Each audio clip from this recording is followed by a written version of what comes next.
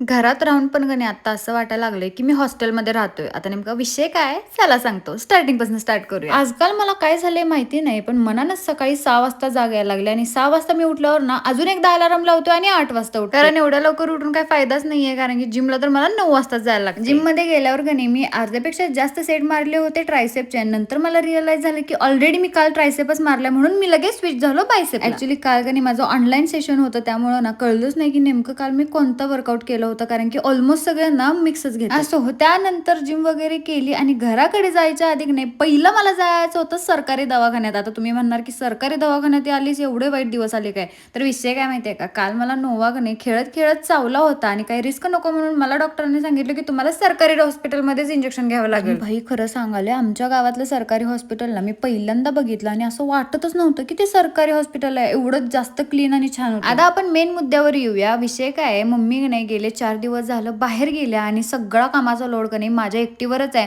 आणि ही कामं करत करत ना मला लक्षातच राहत नाही व्लॉगची फुटेज घ्यायचं आणि मी संध्याकाळी एवढं दमतोय की व्लॉग एडिट करायचं पण लक्षात राहत. पण एक गोष्ट खरं सांगू काय, मी जेव्हा पुण्यात 3 वर्ष राहिलो होतो ना, तेव्हा मी एकटीच 1 BHK फ्लॅटमध्ये राहायचो आणि त्यावेळेची आणि आजची का नाही फिलिंग मला सेमच आहे, कारण की त्यावेळेस पण मी एकटीच राहायचो, खायचो प्यायचो आणि इथं पण मला आता एकटंच राहायला लागतं आणि एकटंच करून खायला लागतं. दिवसभरात सगळी कामावरून आणि ही 4 पिल्ली सांभाळून सांभाळून मला एवढा जास्त कंटाळा येतो आणि मी एवढं जास्त दमून जातो ना, की बेडवर पडल्या पडल्या झोपतोय.